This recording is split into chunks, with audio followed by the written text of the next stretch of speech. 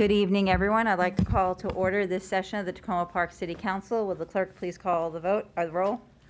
Mayor Stewart. Here. Councilmember Kovar. Here. Councilmember DeBala. Present. Councilmember Costick. Here. Councilmember Siemens. Present. Councilmember Smith. Councilmember Searcy. Here.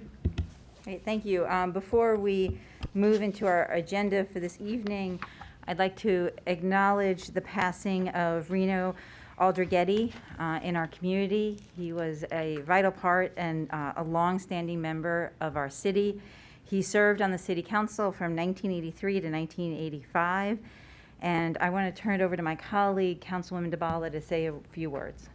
Yes, I know some of you are here because you want to speak later, so I won't say much except to say that Reno was a long-term resident of Long Beach Sligo neighborhood, Central Avenue, and his willingness to serve on the city council is the least of it in terms of his active interest in and engagement in community life. And I didn't know him as long as a lot of people, and I wish I had.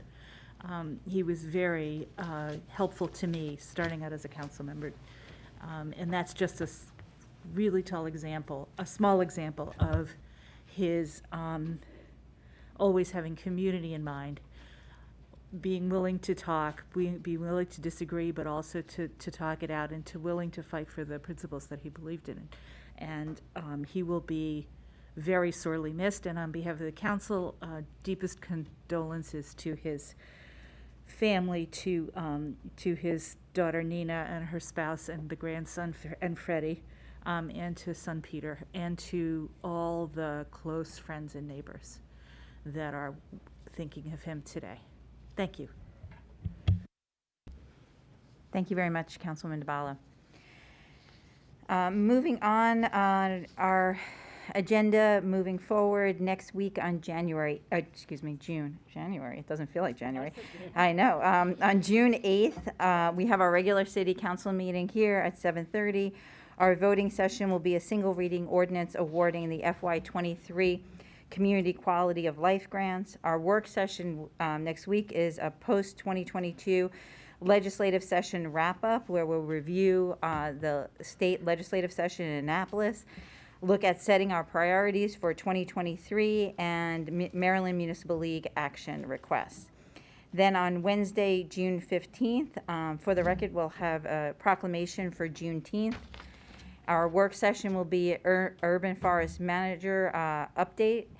Tentatively, we have a procurement item, vegetation maintenance contract.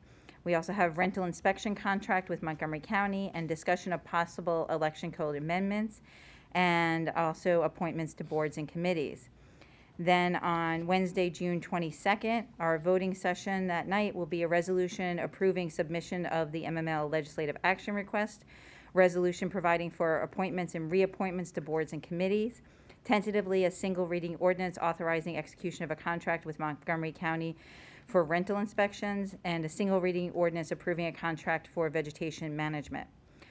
Our work sessions that night will be a presentation of organizational needs and risk assessment study, a presentation of our compensation study.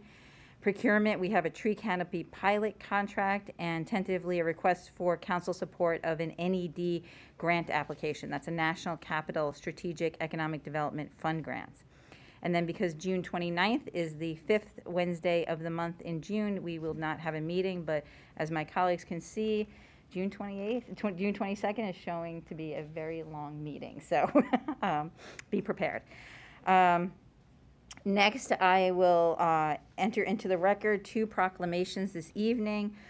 Our first is declaring the first Friday in June to be National Gun Violence Awareness Day. I'm glad to see so many people who have joined us today and all the orange and red shirts. I will read the proclamation and then afterwards ask members of the public if they'd like to receive a copy of the proclamation, and we can take a picture if people would like.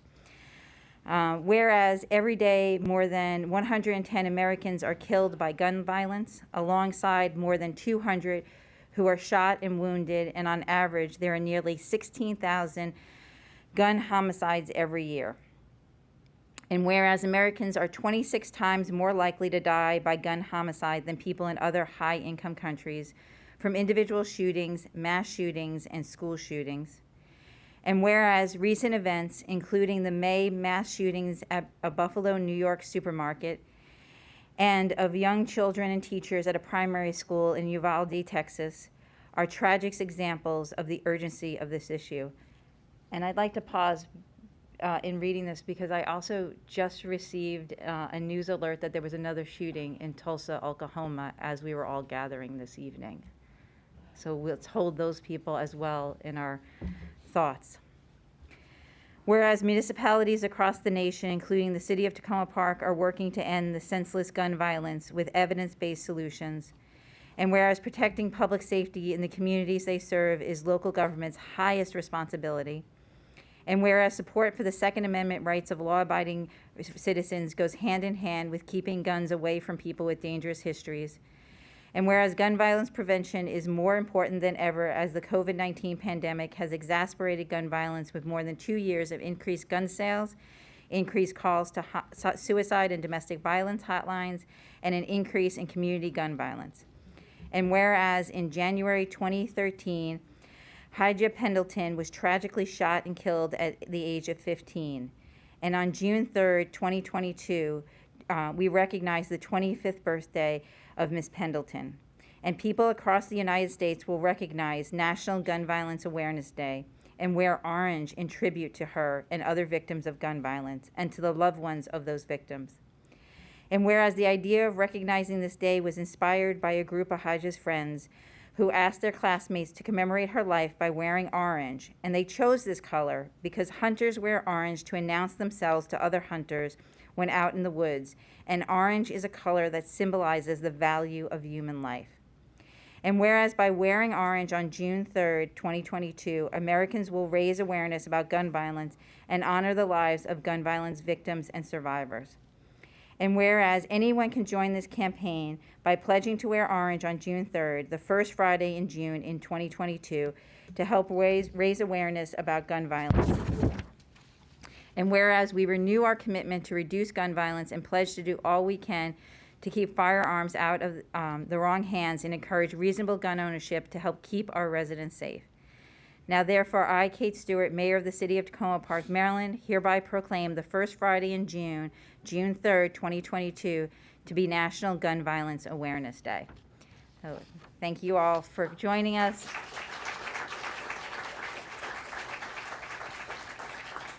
And I do want to just say thank you for all your work on these issues and your continued advocacy. It is so important. And I'd just like to take a moment, if people want to come to the front of the auditorium here, we can just take a picture that we can send to you, and I can give the proclamation to you. If council members want to join us? They don't want to. I already asked them.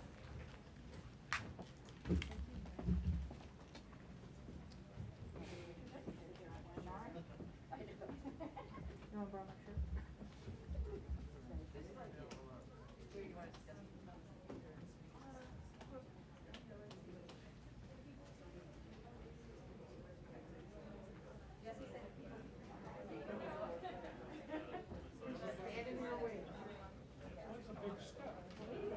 There's steps on the side, so there's steps on the side. If you walk in the back, the side.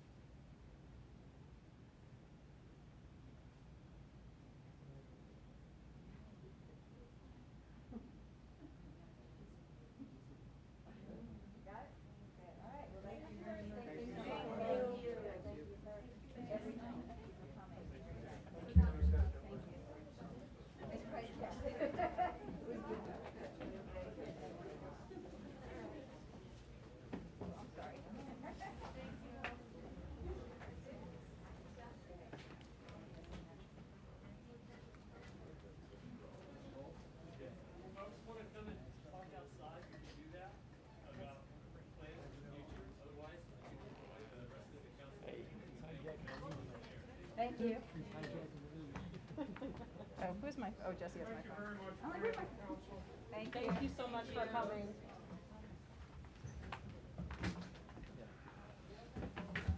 Oh, gosh, fall.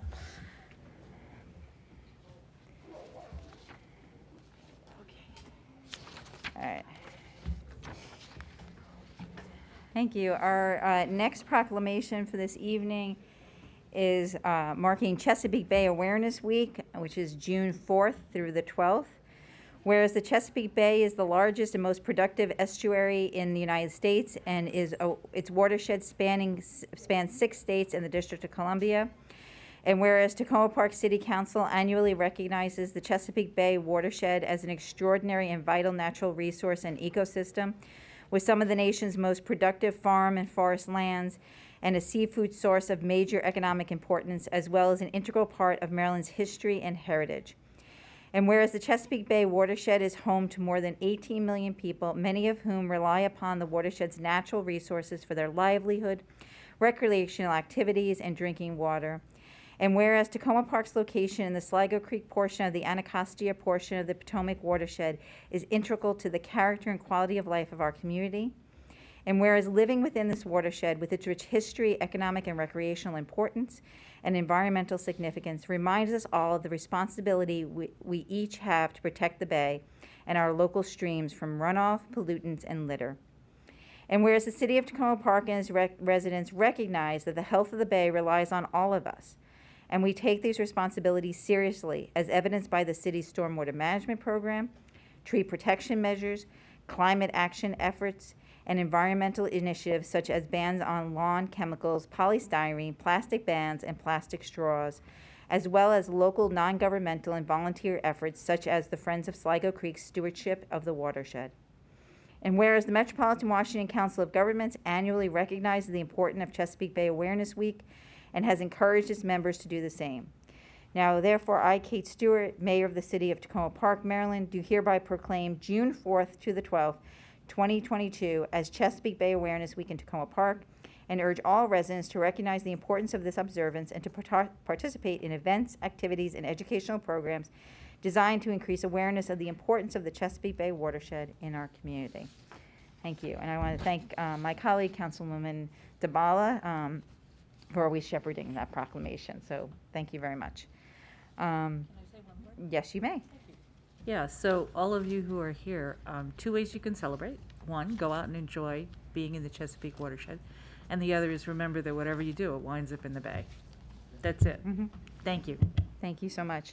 Now we will turn to public comments, and I know a number of residents are here to recognize and remember Reno, so we will turn the floor over to them.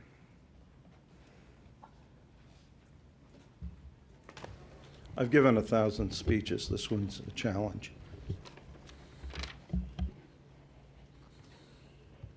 Good evening to all our neighbors and friends, and to you who have accepted the responsibility to serve as our elected representatives. Let me begin by thanking Peter Kovar for his dedication and responsiveness to as our neighbor and Ward 1 elected council member. Peter, I understand your decision, but I wish you would run again. You've done good work. Thank you. As you know, Reno passed away on Monday. As Mayor Stewart said, he was the Ward 3 council member from 1983 to 1985. And as council member, excuse me, I'm very sorry. As council member Dabala pointed out, his service on the council was but a small part of his enormous contributions to our community. Not long ago, he said to me that he had had a good life, and he had accomplished most of the things he had sought to do, from community organizing with Neighborhoods Together, to his involvement in numerous Tacoma Park causes, to his presidency of the Pulmonary Hypertension Association. He accomplished much. True also as a husband and a father. Reno's last days were days of gratitude. Even when he was not in office, he often attended meetings of the mayor and council, carefully and thoughtfully sharing his ideas and his values with those whose obligation it was to make decisions. Let me share with you what his view of his role was as an elected council member. For him, decisions weren't just a matter of casting a vote. His goal was to involve people, most importantly, those who would be affected by the decision. Process was as important as the result. For him, politics was participation. I recently came across, bear with me on this one, I recently came across minutes of a meeting in the early 1980s in which 38 members of the community took the time and made the effort to share their views with the mayor and council. To Reno, even when people repeated each other, which they did, or wandered off script, which they did, 38 people speaking at a meeting was a sign that democracy was alive and well. He was, after all, a patient person. A final comment in Reno's own words, written in 2016. He starts by referring to citizens as the son of an Italian-born father and as the father of a Colombian-born son, both of whom became naturalized U.S. citizens. Reno did not shy from using the word citizen. Here is what he posted to his blog, which he called Binding Values. Citizens simply want America to work.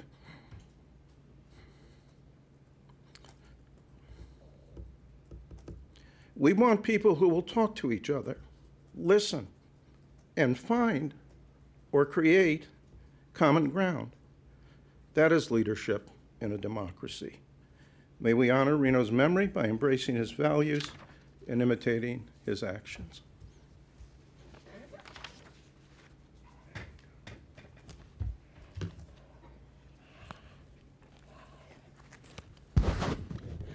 I'm Lynn Bradley. I live at 7305 Maple Avenue. And this is kind of a challenge, at least for me, if not all of us tonight, because we spent so many hours with Reno in this room.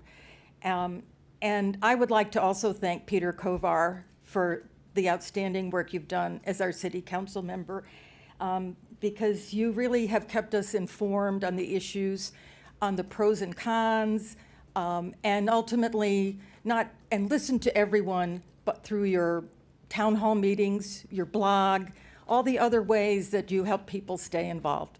And I know that Reno really appreciated that too, and we had specific comments about it. So we'll pretend he's sending that message of thanks to you as well. I know from these discussions that Reno did appreciate what you have done. The opportunity for community engagement and the democratic process was truly what Reno was committed to. Engagement not just through voting, but through involvement and participation on committees and through public comments, newsletters. Of course, this was long before we had blogs and internet and Facebook, as well as through the informal communications, discussions, and contacts from neighbor to neighbor. Reno knew that democracy is not neat and clean, not even efficient, but that democracy needs the hurly-burly of genuine discussion, give and take, and hopefully, finally, consensus building. When Reno served on this council, I sat between him and Mayor Sammy Abbott. We do not do the rose between two thorn analogy here. And I'm not sure whether I sat on the left hand of a god or a right hand of a god. Both were very strong characters, as those of you who are around here then must know. But Reno, like Sam, was deeply committed to citizen involvement. And you will remember the vigorous discussions, arguments, long meetings, and even shouting debates on unification, the nuclear-free zone, the city newsletter, budgets, community development, and so much more. While those times deserved more efficiencies, there was passion and energy, which often gets stifled by 3-minute limits on public comments. Sitting between those two strong-willed men, Sam would turn to me with a stage whisper and say, "What's Al Rigetti doing now?" And Reno would turn to me and say, "Oh, why is Sam doing that?" They usually agreed on issues in the end, and even while having some serious disagreements, they were both deeply and seriously committed to the process of public participation, even as their styles were so different. Reno said more than once that the process is as important, if not more important, than the end result. Reno had an ability to reframe the questions so that more folks could understand the issues, see how to contribute, and how issues and policies impacted them in the real world. His respect for keeping people from all perspectives connected, his commitment to not spurning minority viewpoints, and to public and transparent processes can be seen in all of his work as a community organizer, a council member, and as the head of a large membership organization. I will miss his clear voice and leadership, and I surely miss his dear friendship. My sympathy to Nina and her husband and son, and to Pete. We've lost a great citizen among many good people in this town. Thank you.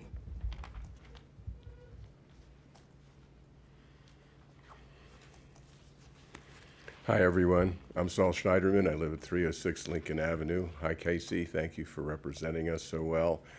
And thank you, Mayor and Council, for letting us to share this memory with Reno Aldrighetti. I knew Reno back in the late 70s. This was the time in Tacoma Park before we had an elected mayor and council who were activists and with a sense of social justice that we have today. And Reno had come to Tacoma Park to establish a community organization called Neighborhoods Together. He had a small office on Flower Avenue right across from the Flower Theater. Reno believed that social justice resides in the neighborhood and through citizen activism, and that in order to build community viability, you had to be an organizer, you had to build it through neighborhood associations, block clubs, and coalitions like Neighborhoods Together. At the time, I was working with a group in Prince George's County called the Neighborhoods Uniting Project. And when I talked to Reno, he pointed out to me that this was a very simple task. What you did is you went into a neighborhood and you knocked on somebody's door, you introduced yourself, you talked to the person, find out what their issues were, you got their name and their phone number, and then 2 weeks later, you called them up and you invited them to a meeting. And he said, Saul, every time you make this invitation, when you call them, you always do it between the hours of 5 and 7. And I said, well, why would you do that? That's right in the middle of dinner. And he said, yes, that's because you know they're there. You know they're going to be home then. I knew Reno as a street organizer in the tradition of Saul Alinsky, who he followed during the 60s in Chicago, and in the spirit of Sam Abbott, who was a citizen activist with the same philosophy. Change happens from the bottom up. And so I would just like to sing this song in mourning for Reno. May the work that I have done speak for me. May the work that I have done speak for me. If I fall short of my goal, someone else will take a hold. May the work that I have done speak for me. May the community that I have built speak for me. May the city I have built speak for me.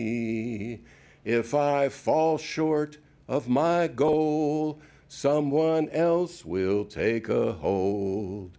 May the work that I have done speak for me. Farewell, Reno. Thank you, everybody. Thank you. Thank all of you for coming this evening.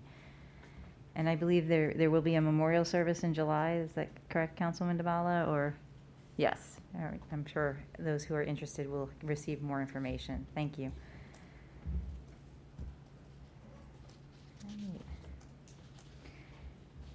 Next, we'll go back to public comments on Voting items, we have a consent agenda this evening that includes a single reading ordinance approving a contract for closed captioning and other TV equipment for city TV, and a single reading ordinance awarding a contract for auditing service.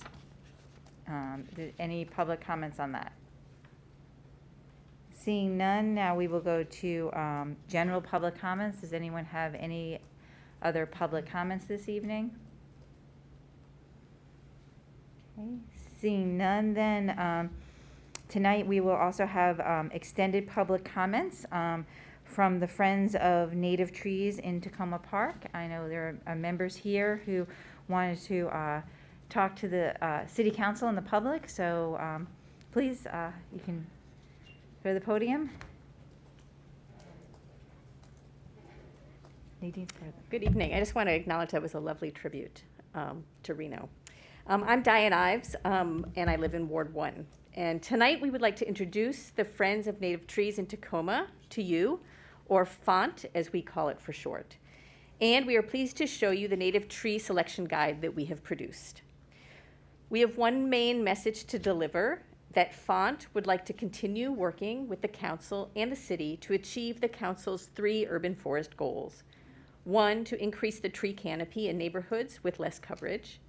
2, no net loss of the tree canopy. And 3, to increase biodiversity. So let me introduce FONT. We are the same residents who have been making public comments to the council about native trees since 2019. And we are pleased that the council incorporated our contributions in its biodiversity goal and in the paragraphs in the revised tree ordinance concerning the city tree species list and the annual urban forest manager's report. What's new about our group is our name, our website, font.org, FONTT.org, and that we have produced a tangible output, the Tacoma Park Native Tree Selection Guide. FONT currently has 41 members living in wards 1, 2, 3, 4, and 5. Now, let me introduce the Tacoma Park Native Tree Selection Guide. Our guide comes in 2 versions, digital and print. The digital version is available for free on our website, and from there can be downloaded and printed out. The print version is for sale at the co-op and at the Audubon Naturalist Society bookshop. FONT makes no profit from the guide, and in fact has come nowhere close to breaking even so far. We have given you the print version to make it easier for you to look at the guide during our presentation, and I'm going to invite up Larry to walk through it with you.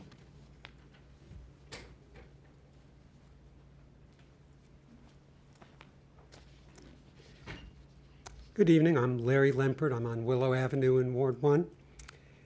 I'd like to just walk through the guide real quickly with you.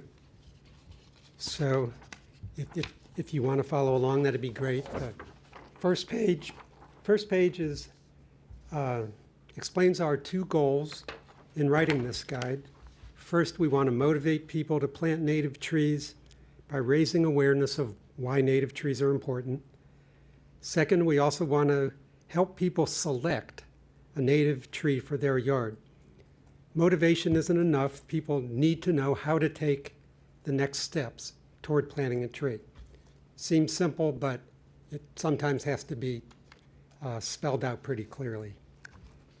So pages 2 through 6 explain why planting native trees is important. Non-native trees provide lots of benefits. Native trees provide all those benefits, plus they are better at protecting biodiversity. Over on page 7 through 10, we explain in 5 pretty clear steps how people can select a native tree that is appropriate for their yard or wherever they intend to do planting. We firmly believe that it's not enough to convince people to plant native trees. You have to show people what the steps are. And then really the heart of it is pages 11 through 15, where we have information laid out quite clearly, we think, on 69 species of native tree, all of which are on the city's approved tree species list. Now, in the digital version of the guide, you can click on the species name and be taken to more detailed information about the tree from a reliable source. So, sort of packed into this, especially in the digital version available for free, is a lot of information that people can have access to. If you look on the back cover, you will see that three professors from the University of Maryland reviewed all of this content. And in addition, Dr. Burkhardt also sent a 2-page email to us and Urban Forest Manager Marty Fry in response to some concerns that Marty had raised. Dr. Burkhardt's main message was, and this is a quote, "This list is based on the best available science and should provide an important tool and educational opportunity for the residents of Tacoma Park." Now, I read that, and I think it's important because Marty, although he has complimented our work, has declined to put a link to it on the city's website. He says he has a different opinion about how to use the scientific data. We want to thank him for his thoughtful review of the guide and his suggestions, and especially for all the time he's taken, which has been quite a bit. We still maintain that the simple insertion of a hyperlink would provide helpful and scientifically supported information for city residents who, after all, are bound by the permit process to purchase replacement trees. I'm going to turn this over to Liz to finish up for us. Thank you. I'm Liz Kleemeyer from Ward 1. Let me explain to you why we wrote this guide. The Urban Forest Manager produced a good approved tree species list. You have a copy of it in front of you. This list tells residents which tree species are approved as replacement trees. This document does not try to motivate people to plant native trees, and this document also does not explain in practical terms how to go about selecting which native tree species to plant in your yard. That's not the list's purpose, and that's not what it tries to do. But you do need, the city needs, to motivate and explain to people if you're going to get them to plant more native trees. And you need a document to help you do that. We said this in comments to the council last July, and we discussed this in meetings with the city manager and the urban forest manager in August and September. Our takeaway from all that talking was that the city does not have staff available with the time to produce such an educational tool as we had envisioned. Therefore, in October, we proposed that our group would produce this guide, this educational tool. The 6 authors of the guide devoted hundreds of hours between October and April in writing the guide. Now, because of that effort, we do have a tool to help get residents to plant native trees. That brings me back to our main message for tonight, that Font would like to collaborate with the council and the city in reaching the council's urban forest goals. One of the overarching principles that the council established for urban forest management in your resolution last year was, and I quote, emphasis on expanding resident collaboration and outreach, education, and engagement. The council and the city have many platforms for outreach and education: blogs, posts on listserv, Facebook, Twitter, and in-person events. Council members and the mayor have already used these platforms to collaborate with Font. Councilmember Kovar posted a description of our guide on his weekly blog. Councilmember Searcy retweeted one of our Font tweets.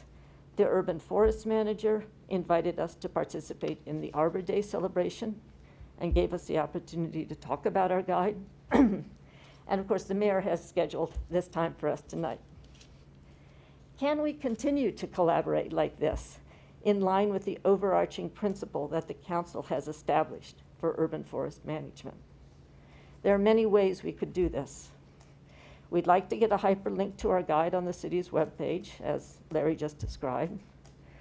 We'd also appreciate more visibility through other city media, a blog post about the guide on the city's welcome page, a post on the city's Facebook page, a link in the Tacoma Insider, an advertisement in the Tacoma newsletter.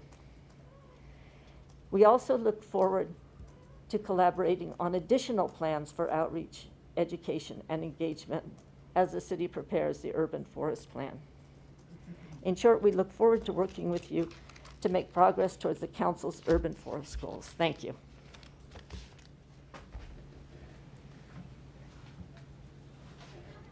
Is that it?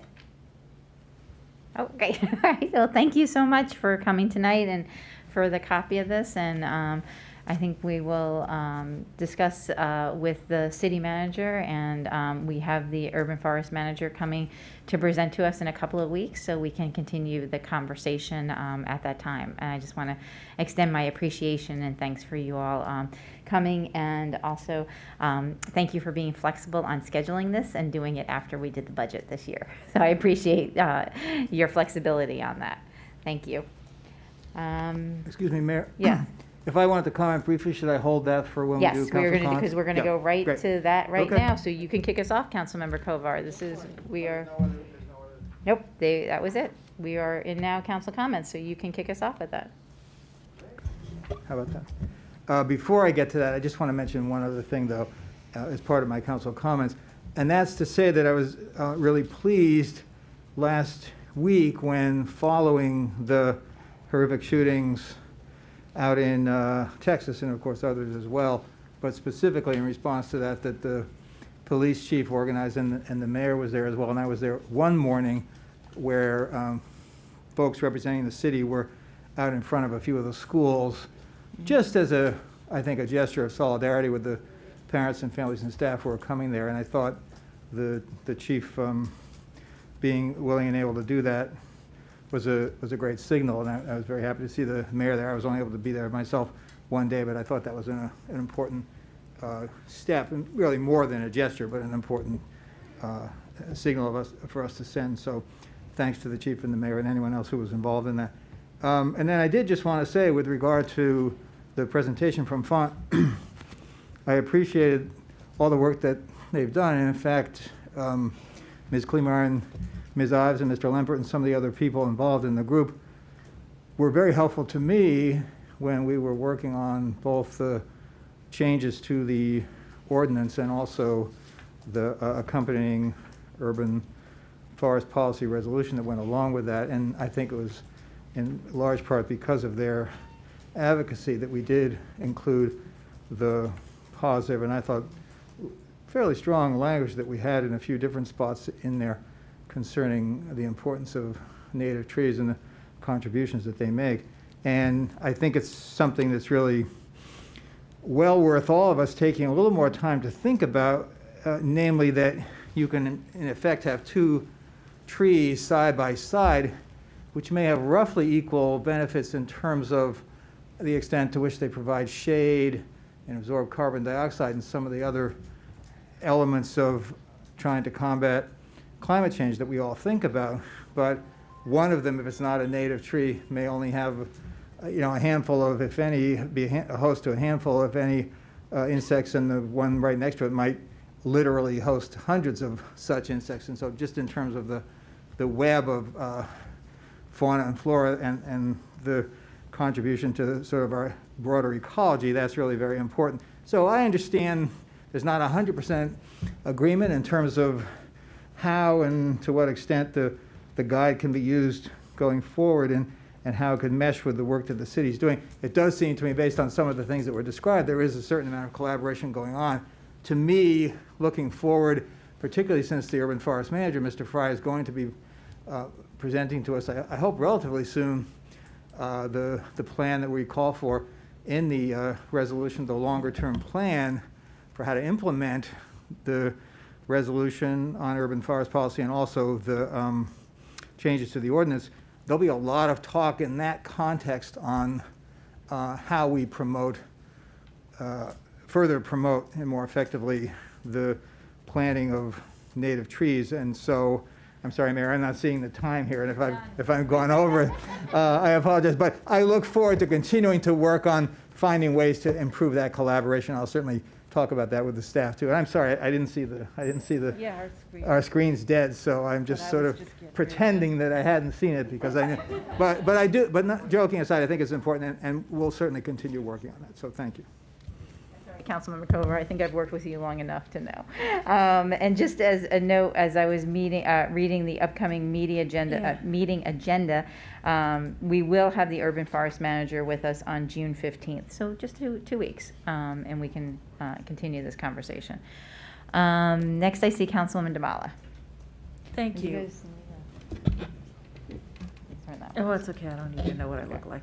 And I'm not gonna talk for 3 minutes either. So, for all the people who aren't here anymore, the gun violence, last week, I was very upset, many of you noticed. And this week, I'm determined, and I appreciate, as Councilmember Kovar mentioned, the police chief and the mayor going out to the schools the day after the no longer latest shooting. And I appreciate Councilmember Costick making the connections with National League of Cities, putting out a blog nationwide on behalf of municipalities across the country. Y'all don't know about that stuff, but that kind of thing makes an impact, speaking up, using your voice, as we were all just talking about, with respect to Reno Aldrighetti. So I'm determined to make a difference on this one. We'll see going forward. Thank you to the folks who came out, and thank you for that lovely, touching tribute to Mr. Aldrighetti. I appreciate that. And let me know when there's arrangements, and I'll get the word to everybody else.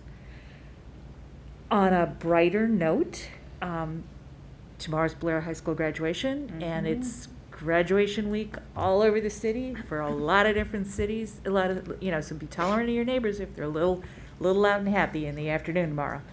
And congratulations to all the graduates and their parents. That was a parent chuckle, I heard that. And I've worked a lot on the tree ordinance also, and I appreciate what you've done, and the conversation will continue. Enough said on that. 2 small Public Works style items. Thank you to Public Works and Code Enforcement for being patient with all my questions, but just to say that I have heard you on Trescott Avenue and on Davis in the Long Branch neighborhood, and we are looking at both of the issues that were raised on 7203 Trescott and 907 Davis. One's a vacant house, one's a construction, a renovation, both been kind of problematic in the neighborhood, and the city manager and I have talked, and we're looking into it. So just so everybody knows that. And that's more than enough for me today. Thank you. Thank you. Councilwoman Costick. Good evening, everyone. First of all, I want to echo Councilmember Dabala's thanks to everyone who came out in support of wearing orange and the gun violence proclamation. As Councilmember Dabala pointed out, I had an opportunity last week to co-author a blog post for the National League of Cities. I serve as chair of the Human Development Federal Advocacy Committee for NLC, and I co-authored a blog post with the chair of the Public Safety Federal Advocacy Committee focused on gun violence in America and calling for action by Congress, as well as encouraging elected officials to sign on to a letter of elected officials across the country who are calling for action as well. So very hopeful that that will be another voice amongst many calling for change, and I'm hoping we can achieve our goals there and create a safer community and safer country for our residents. I also want to echo my thanks for the very moving tribute to Reno, really powerful words, and really appreciate you coming out and sharing that. And then finally, tonight as well, thank you to the Font Group and all of the work. It's very clear that you put into creating this wonderful guide. Really looking forward to hearing in a couple of weeks from Mr. Fry and continuing the conversation about how we can continue to collaborate. So thank you very much for your work on that. Just one other quick item looking ahead. I had a chance earlier today to meet with the National League of Cities Board of Directors for a focus group for their city summit, which they hold every year in November. It is going to be November 17th through the 19th in Kansas City, Missouri this year, and they're starting to plan ahead for what items to focus on. And so some of the items that we talked about were gun violence, affordability, mental health, many of the things that we in Tacoma Park and communities across the country are facing. So I know this will obviously be after our election. It will be the next council that will be in office when this happens, but I really do hope, regardless of who is sitting in these seats, that there will be council representation at the National League of Cities, because it is really a great opportunity to learn and share with other communities across the country. Thank you. Councilwoman Searcy. Good evening, everyone. So I want to echo all of my colleagues in appreciation of those that came tonight and wore orange in solidarity to end gun violence in our country. This is an issue that has plagued our nation as far back as when I was a child, quite frankly. I remember Columbine as a high schooler. And so I want to be optimistic. I want to be hopeful. But I also want to make sure that each and every one of us are doing what we can. And I'm so grateful for my colleagues that have been taking steps. And definitely I'm committed as well to making sure that we're able to do what we can to really try to move the needle and force discussions at higher levels on ways to end gun violence in our country. So thank you all so much for all of the advocacy work that you're doing in this regard. I also want to thank those that came out and paid tribute to Reno. I didn't know Reno, but my gosh, let the work that you've done speak for you. And so many people have come in today and said so many beautiful things about his work. And so I aspire to be remembered in a way where my work spoke for me. So he truly will be missed. And I'm so grateful that you all have come out to share your stories and share all of the wonderful work that Reno did for our community. He will be missed. And Font, thank you so much. This is awesome. It's such a valuable resource, and I appreciate for folks like me that are novice and basically are forced to deal with their yards and figure out tree stuff. It's actually something that's really, really helpful. So I appreciate all of the work that you all did to put this valuable resource together. Thank you for that. And on a lighter note, I want to just remind folks that the Tacoma Langley Crossroads Summer Mercado is approaching quickly on June the 25th at 1 p.m. So definitely want to encourage people to come out to Ann Street and enjoy some great food and some wonderful music, and check out some of the great vendors that are usually there. All right, and that's all I have. Great, thank you. Couple of announcements, and again, my thanks to Font and to everyone who came out tonight and for that very moving tribute to Reno. Really appreciate you all taking the time to be with us, especially in person this evening. Thank you. A couple of notes. Last Friday night, I was able to participate in a vigil for those killed in Texas. That was brought together by the mayor of Rockville, Bridget Newton, and I joined other mayors and the county council in calling for greater gun safety. I just want to say thank you to Mayor Newton for doing that. The other thing is June is Pride Month, so I hope everyone saw the wonderful flags in front of our city building tonight. I want to say thank you to the city staff for putting those up. There are a number of Pride events that will be taking place in Montgomery County and specifically here in Tacoma Park. The Old Town Business Association has puts on Pride Day on June 12th. And for those of you who may know Main Street Pearl, that is on Carroll Avenue, has just launched a new program for LGBTQ plus young people in our community, and I suggest folks check that out. And they're also doing a launch on June 12th. This week, Councilmember Kostick and I had the opportunity to meet virtually with DC Councilmember Louis George to talk about a perennial issue, Eastern Avenue, which is not owned by the city of Tacoma Park, but is in the district.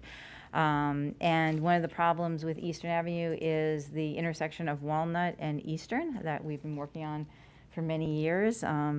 And we got a commitment from Councilwoman Louis George to bring a DC Department of Transportation engineers out to the site to talk to residents about the dangers of that intersection, which we've been trying to get for a very long time. And so it's not as far along as we would like to be, but I think it's a step in the right direction. And I just want to thank my colleague, Councilwoman Kostick, for continuing to stay on top of that. In addition, I just want to remind folks that, as people know, the Presbyterian Church had been housing a number of people who had been bused here by Governor Abbott in Texas. They are still in our community. Many people have opened their homes so they can stay there. And I want to thank Kelly Omana, who has been working tirelessly and to get them health care that they need and other services, and just recognize the members of our community who have opened up their homes, provided legal advice and medical assistance, and thank them all for that. And now my time is up, so I'm going to turn it over to the city manager. Thank you, Madam Mayor. Nothing this evening. Okay, thank you. I keep losing my agenda. All right, Grants Review Committee, you're up. Now I will turn it over. Did the city manager wanted to say anything about this? Okay, so then I will turn it over to our Grants Review Committee for their FY23 Community Quality of Life Grant Award recommendations.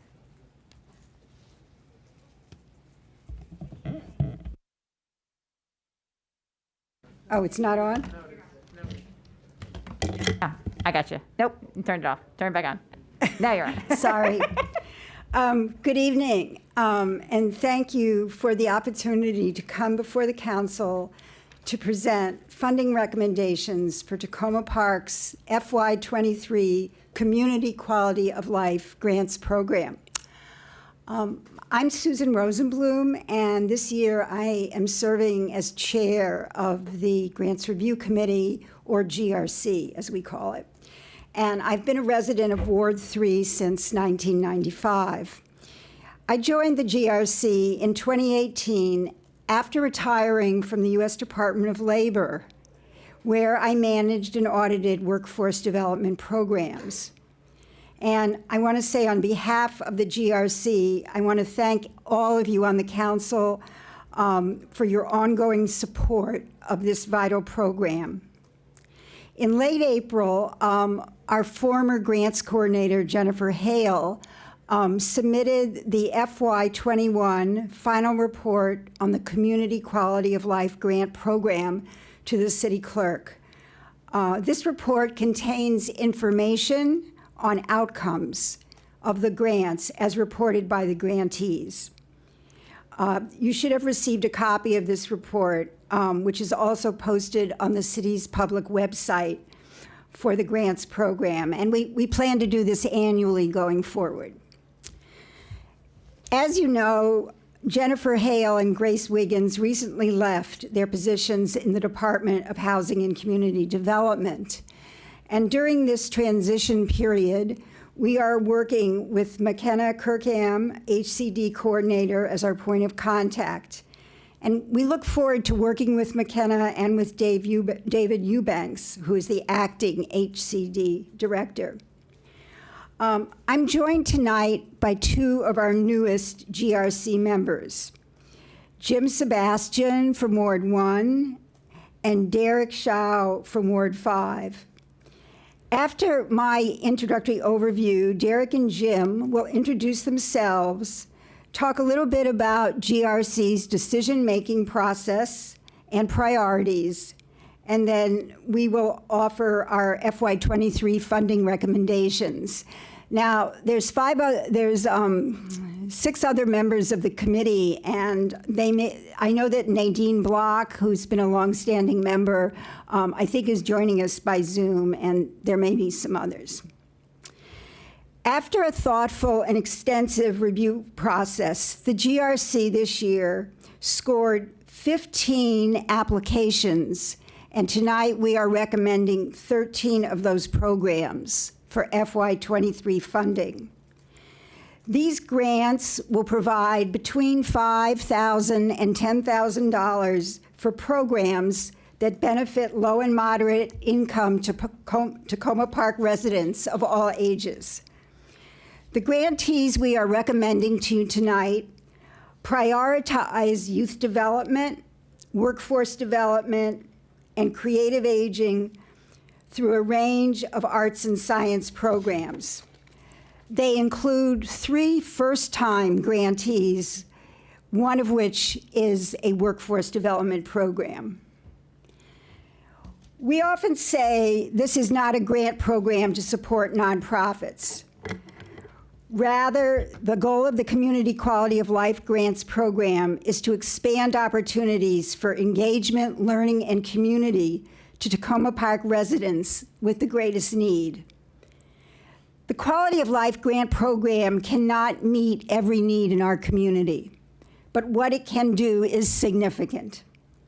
Since Council first authorized this initiative in 2014, the city's investment has provided more than $500,000 in funding to at least 70 nonprofits. Okay, I'm going to talk a little bit about the program guidelines, which I'm sure most of you are familiar with. For FY23, the City Council allocated $110,000 to the grants program. And to be eligible to receive this funding, applicants must meet 4 key criteria. Number 1, an applicant's proposed project must include activities in at least one of the following areas: arts and humanities, or STEM, science, technology, engineering, and math. Number 2, applicants must be a 501c3 nonprofit or a 501c5 business association. Grantees recommended for FY23 funding will engage an estimated 700 direct beneficiaries or program participants and thousands of indirect beneficiaries. And the indirect beneficiaries may include family, friends, others who benefit from the programs that our grantees are doing. Some examples of that are concerts and art shows that our grantees host and put together. Or in another case, just this past year, we had a program that had outreach workers distribute information on COVID testing and treatment at various neighborhoods in Tacoma Park. 51% of all direct program participants must be from low and moderate income households, and at least 75% must be Tacoma Park residents. Okay, skipped one here, okay. I'm sorry. Okay, so now I want to just talk about one of the most important pieces of the program, which is matching support. Grantees must show that they can match the city's funding dollar for dollar. And this match may include in-kind goods and services, volunteer hours, and funding from other sources. In FY23, the $110,000 which the city will invest will leverage almost an additional $645,000 in matching funds.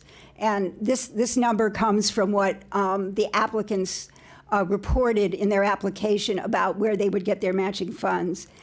And this means that for every dollar of city funding, every dollar will deliver nearly $6 of program value. And together, this brings the total value of the FY23 Community Quality of Life Grant Program to almost $755,000. I want to thank my 8 fellow GRC members for their expertise and diligent work. Funding decisions are hard to make. There are always more good programs than we can fund. My GRC colleagues are truly outstanding. In addition to reading hundreds of pages of applicants and financial information that the organizations submit, we conduct site visits to grantees' programs throughout the year. We always welcome council members like yourself to join us when possible at these site visits. They are an excellent way to see firsthand what the grantees are doing. It is now my pleasure to turn the presentation over to Jim and Derek. After introducing themselves, Derek and Jim will discuss FY23 funding priorities and the review process, and we will present our recommendations. I will now turn it over to Jim. Whoops. Okay. Perfect. Thanks, Susan. We're gonna, actually, sorry, we have the wrong PowerPoint loaded up, so. Yeah, is that why it's? Yeah, so we're gonna fix that. Is it the old one? So just 1 second, sorry about that. Or you're- I know are we they seeing something submitted different? the current one, didn't we? Yeah. Okay, sorry. Are they seeing something different than we are? Yeah. I was looking on it, on the website, on my computer, and I was like, Sorry about that. no, I think it's, I'm not there yet. We had 2 versions and oh. So let's see, we want to get the right version up. yeah. We'll take a second.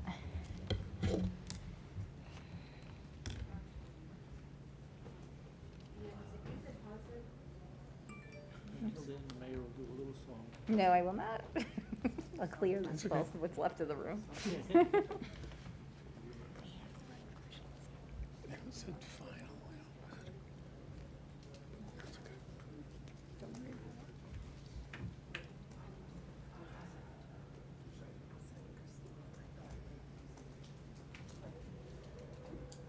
I could do my introduction, so that's Yeah, not really go quick. ahead. I'll just introduce myself since it doesn't Yeah. require a slide. I don't have a slide for myself.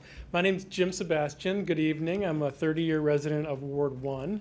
I joined the, actually 30-year resident of Tacoma Park, currently living in Ward 1. I joined the Grants Review Committee this year. I was looking for a way to give back to the community, and after leaving my full-time job in transportation planning about 1.5 years ago, turned out to be a good way to help the city and to learn more about the great nonprofits that are doing good work in our community. Now I'll hand it over to Derek so he can introduce himself. Thank you very much. Good evening, council members, mayor. My name is Derek Schau. I live in Ward 5 on Roanoke Avenue, and I am a first-year member of the Grants Review Committee. For work, I am a federal government employee at the Federal Energy Regulatory Commission, aka FERC, and we specialize in gas and power energy markets. My wife and I recently moved to Tacoma Park, and we are certainly very excited to not just get involved in the local community this year, but for many years to come. Thank you. We'll do a little tag team here. Thanks, Derek. I will now tell you about our review process. This was my first time participating in the application review process, but I can tell you, as you probably know, it is a well-oiled machine, thanks to Susan and the great staff at HCD and to the foundation software that we use. There are kind of 3 main components, and this is where the slide would be good, but not critical. First, all the committee members review and score all the applications. We have 11 questions, and we scored them on a scale from 1 to 5. And they cover topics ranging from the number of residents served, to the budget, to the project outcomes. And Derek's going to say more about that in a minute. Second, in a more qualitative step, we meet as a group to discuss our scores vis-a-vis the questions, and we often come up with questions, follow-up questions to ask the group leaders, the organizational leaders of the applicants. And then finally, we total the scores and recommend groups for funding, which you're going to see tonight.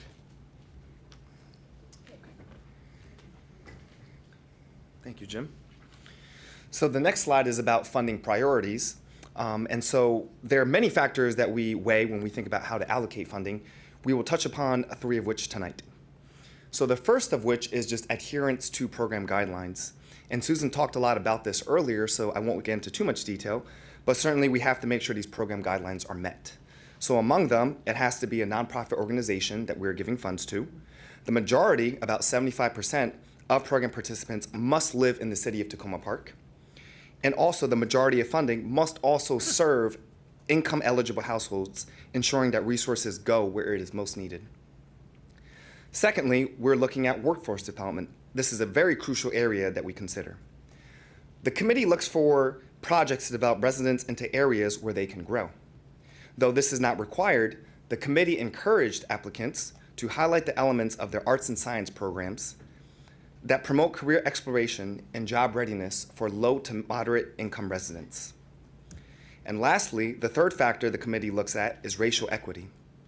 For each of the last 4 years, the committee has provided all applicants with the city's resolution committing itself to systematically and deliberately applying race equity lens in all decision-making.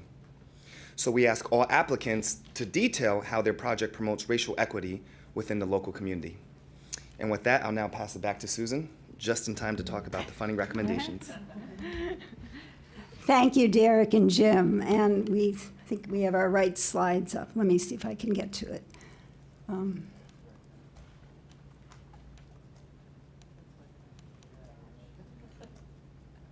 trying to get to the next one. There you go. Oh, there we are. Whoops. Whoops, sorry. There we go.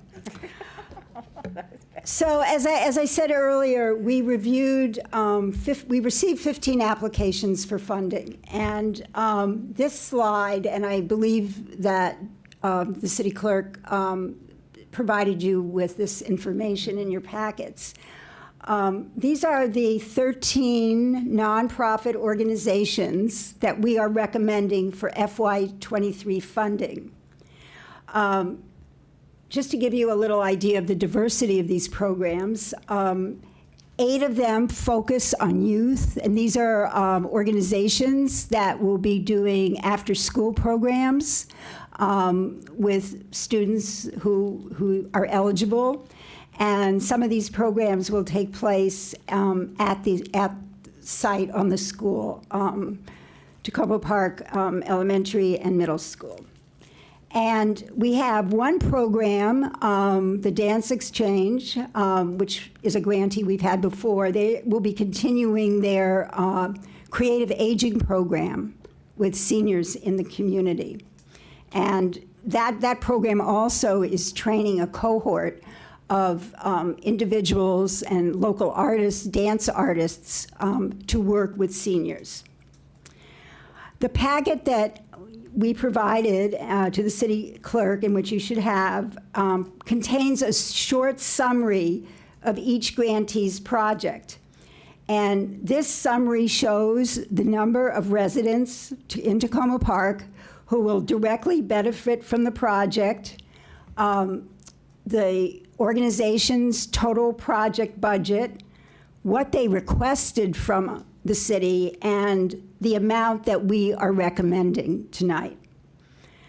All recommended grantees did describe their capacity to provide virtual programming if needed.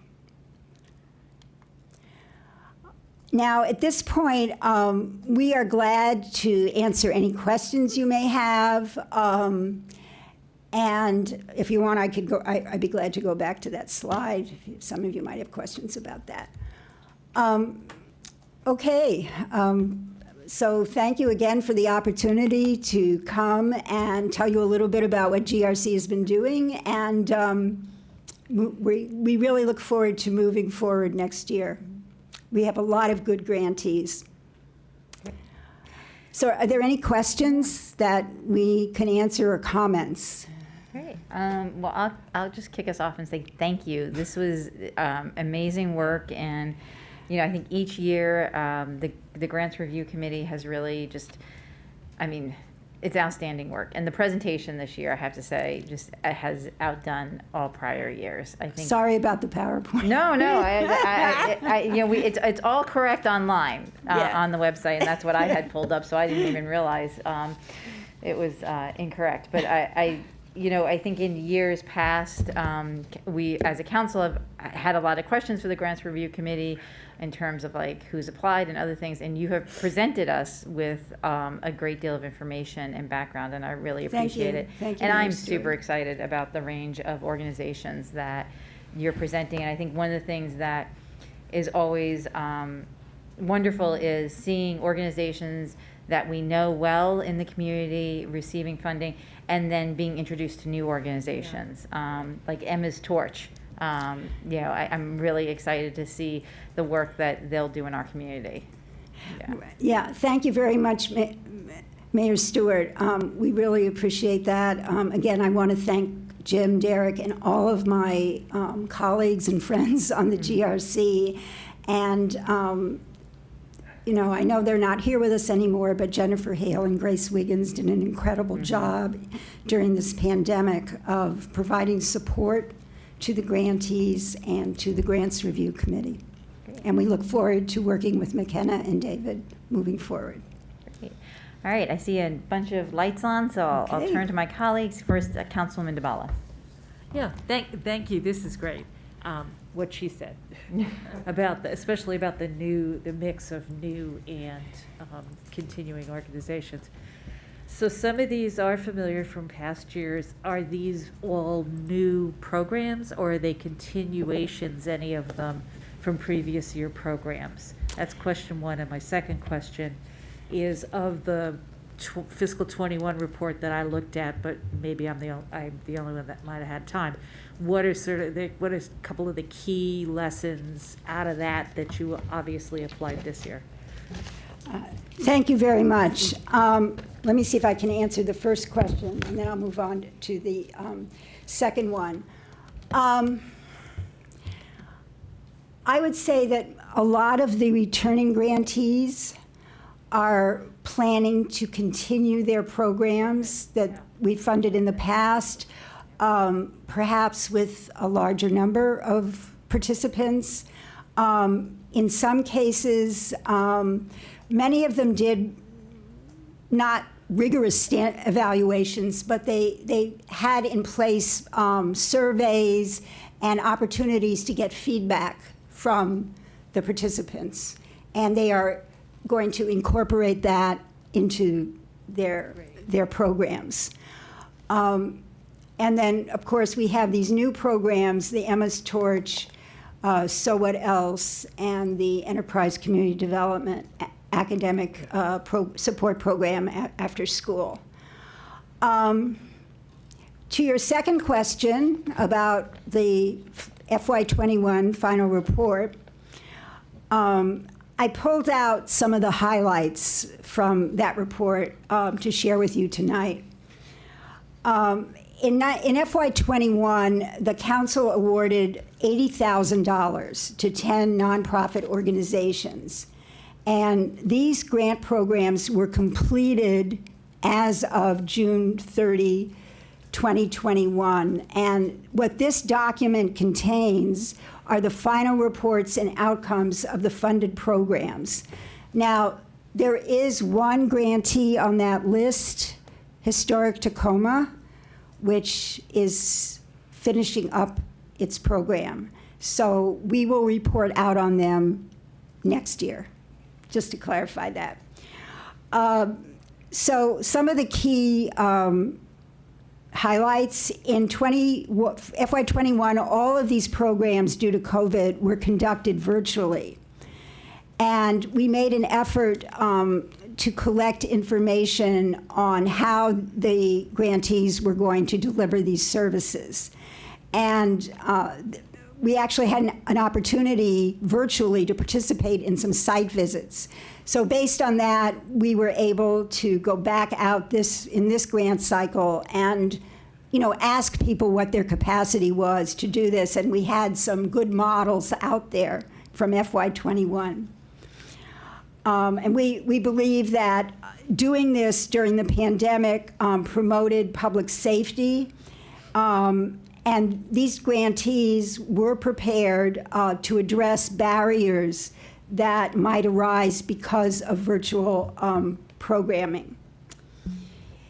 Moving on to workforce development, as Derek mentioned, the committee encouraged but did not require applicants to highlight how their arts and sciences programs promoted job readiness. Of the 10 funded programs in FY21, 2 of them, those were Upwardly Global and the Ethiopian Community Center Bilingual Navigator and Career Service Program, had strong workforce development components. Several of the other grantees, almost all of the grantees in 2010 talked about some aspect of their programs that featured workforce development. With the after-school programs, the GB, Gandhi Brigade Youth Media, for example, was teaching filmmaking.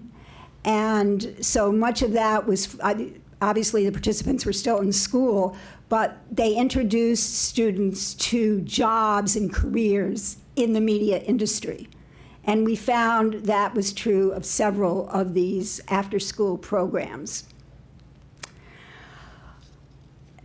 Finally, in 2021, the committee put a big emphasis on asking applicants to talk about how their programs would apply racial equity.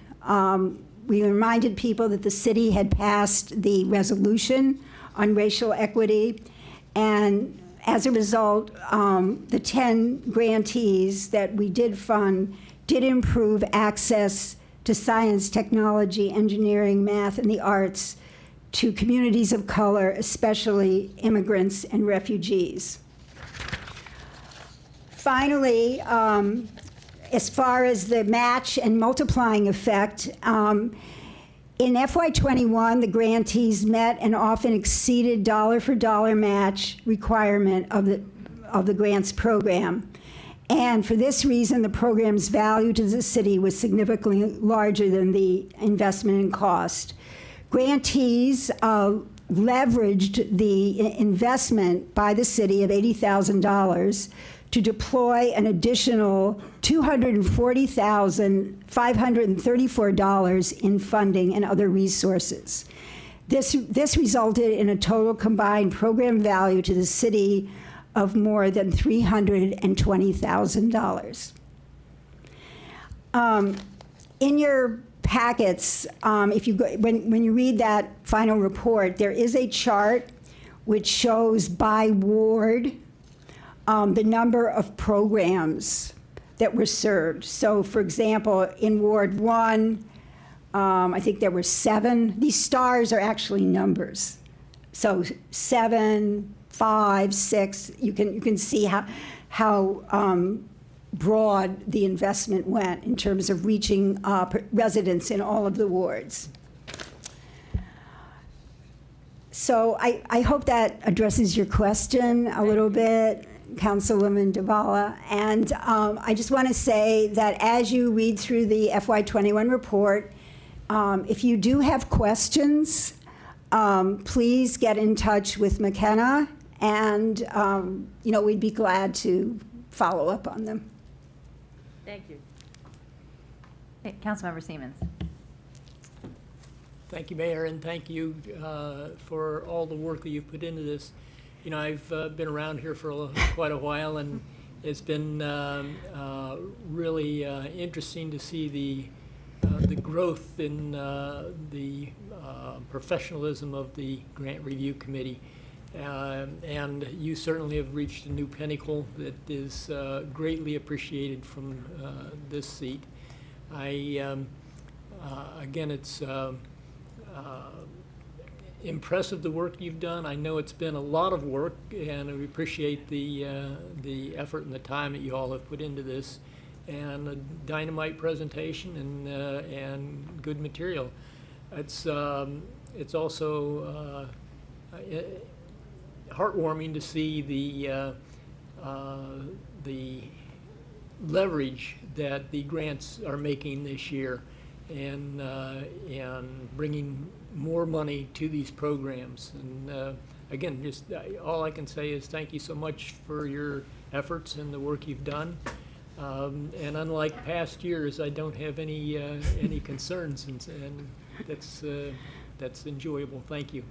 Well, thank you very much, Councilman Siemens. Thank you for your support and of the program. Great. Councilwoman Kostick. I also just want to reiterate my thanks to all of you for your work on this. It is an incredible amount of work and really does benefit the residents of the city. And so thank you very much for the work that you do and for helping make these programs possible. It really is a huge contribution. I'm also really excited to see some work and further progress on workforce development, which is something that's very important in the city and is something we hear from residents that they seek as well. So thank you for that commitment. I just want to flag for you all and my colleagues, as I did last year, I'm going to have to abstain from the vote because I do work sort of peripherally with one of the organizations on this list. But I really appreciate all of your work on this. Thank you. Thank you very much. Oh, sorry, Councilmember Kovar. Thank you, and thanks for the presentation. 2 observations and 1 question. First of all, I agree it was a great presentation, and the common theme I'm seeing is former and current federal employees. So anyone who complains about federal workforce can do whatever they want with that. I like the fact that it really does. The various groups really do match the criteria that we have emphasized, which is not only that the programs serve low-income people, and that's something that has to be done, but in terms of the categories, in particular, several that benefit immigrants and refugees, and job training, and programs for seniors and so on. I think that's just a good match for what we wanted. And I just have 1 question, and I don't think it's necessary to say what happened in one specific case or the other, but I'm just kind of curious. Maybe you can talk generally about this. I noticed that in some cases the funding amount was almost fully granted, or was. In other cases it was cut back by a small amount. So, and obviously if there was more money, you probably could have found your way to doing it. But what led to the decisions about the dollar figures? And again, not to single out any group, but to the small number that weren't funded. How did that all sort of play out? Briefly, not signaling out individual groups. I'm going to ask either Derek or Jim. Do you want to address that? Yeah. Well, we all can do it. Yeah, I think it's ahead. a couple of factors. One is when we were looking at the programs, how fungible are they? Are they scalable? Like, would the additional money, would reducing the amount of money mean they can't do it, or just being able to serve fewer residents? So that's part of it. On the groups that didn't make it, you know, it was this ranking system, and we all ranked, and then we all discussed. We all talked about, well, maybe come back again next year. Yeah, thanks, Jim. Yeah. Derek, do you want to add anything? Just a little bit, because you talked about that. I was just going to add, we certainly weighed a lot of different factors. We certainly had objective factors, like Jim was mentioning, where we each ranked them, and we had metrics based on how we ranked them. We also took into consideration, you know, if we didn't fund them, did they have other sources of funding? And so for some of the organizations that maybe we cut a little bit of funding to, it's because they had a lot of other outside funding. And in regards into some of the organizations that we unfortunately could not fund, of course, we ran into budget constraints. We couldn't fund everything, but we also tried to weigh into consideration where they were serving, maybe a particular area. There was another organization that was also doing something similar. And then also we weighed as well just the quality of what we thought we would have the most impact on the community. And we did have to make some unfortunate tough cuts. We hope to fund everybody, and we deliberated a lot about whether or not to fund everybody or have some cuts. So thank you.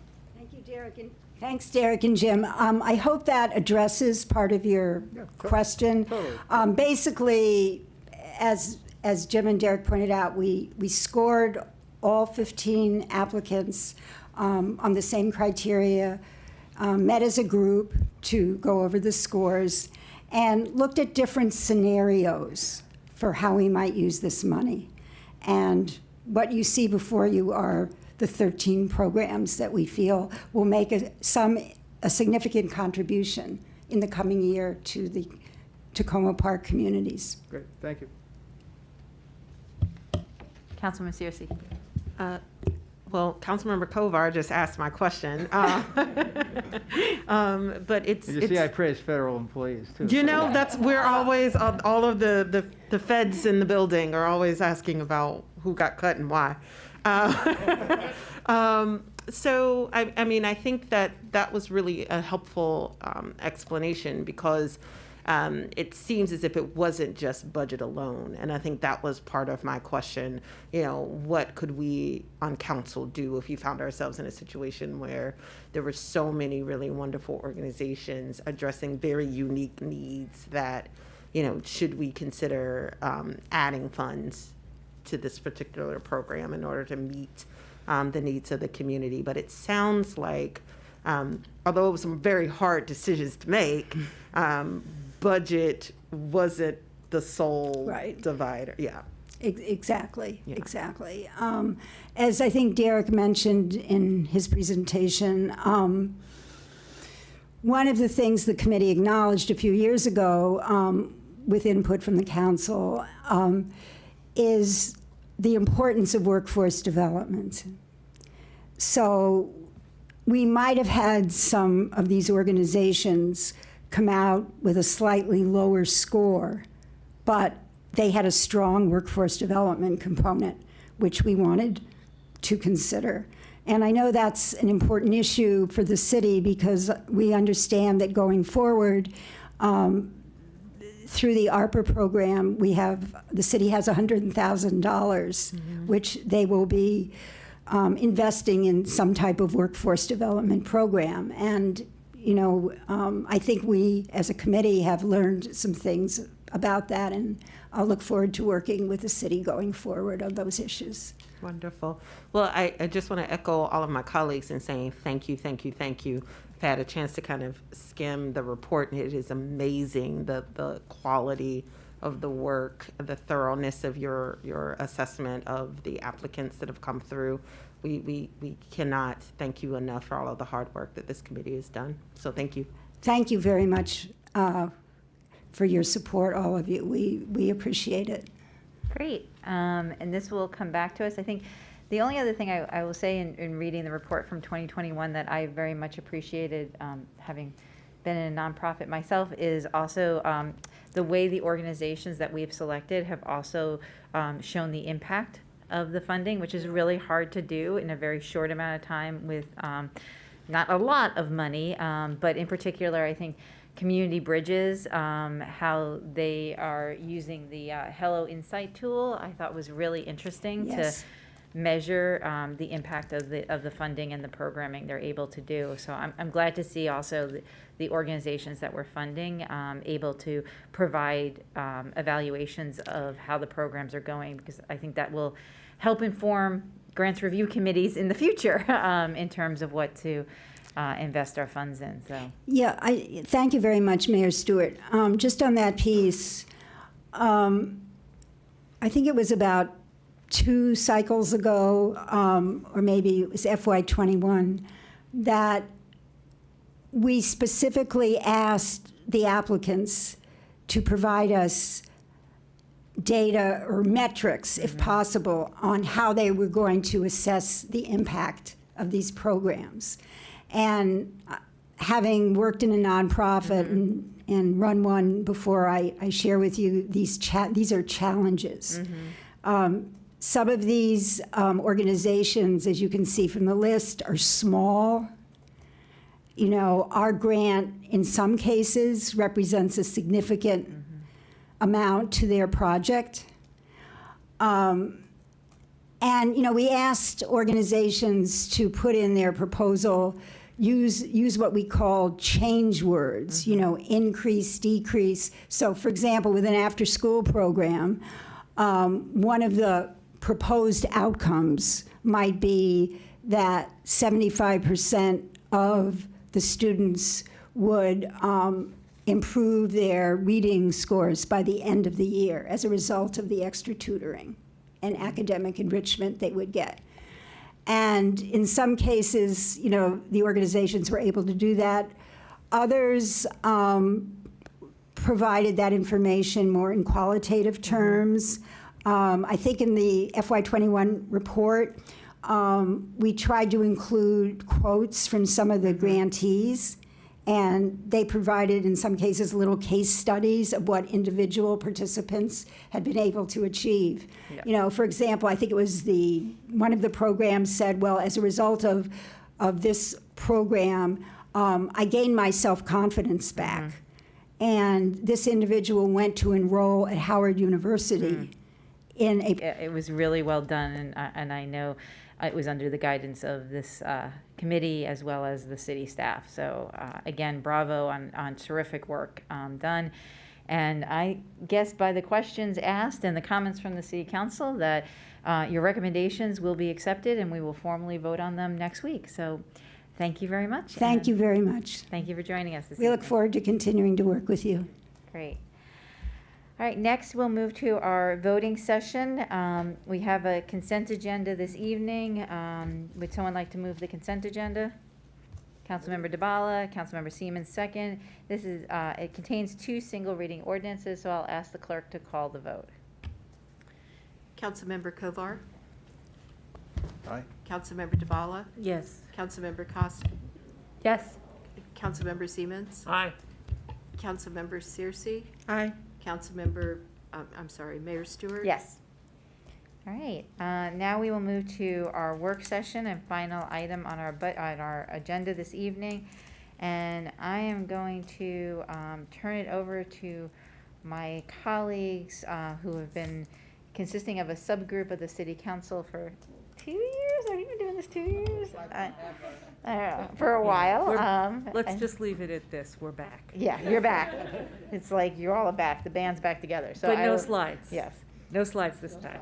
Okay. Just so you're gonna have to So listen it's Councilman carefully. DeBala, Searcy, and Costick, and you all can take it away.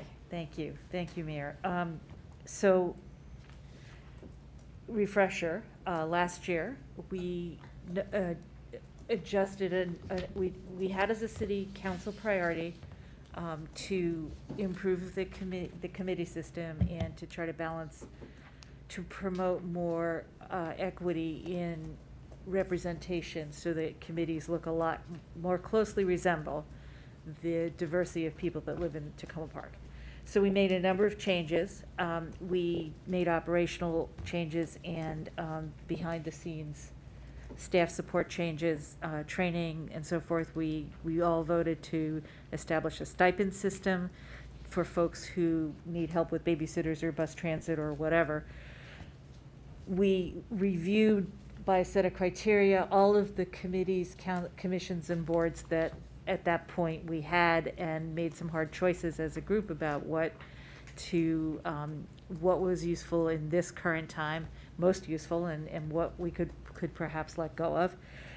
And we moved to a semi-annual appointment application and appointment system to take advantage of modern technology and promotion by social media and all the things you could do if you could do it all at the same time. And it worked, and we had more applications than we had space for, and we appointed nearly 80 people. that did in fact more closely reflect the diversity of our community. And I think we feel all pretty good about that. Working so far as I can tell. But there were a few loose ends. And so today we want to talk about a couple things. One, specifically to point out that this is the next semi-annual recruitment cycle. And in a moment, I'll ask our city clerk to fill us in a little bit about which committees that we're looking for vacancies for and sort of what we're doing there. And there were a couple of decisions that we did not finalize because we were waiting for the review of a task force or some input from somewhere. So tonight we will also touch on 3 specific groups, mostly in the context of recruitment, and that would be the Nuclear Free Committee, the Noise Control Board, and a possible public safety committee. Last week, we were going to talk about 4, but last week we talked about the Sustainable Banking Committee and put that into the resolution, so we parked that one for today.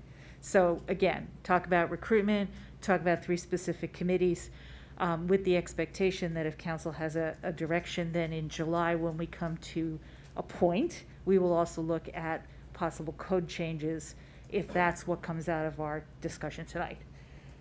So first, City Clerk, could you please fill us in on recruitments and which committees and so forth?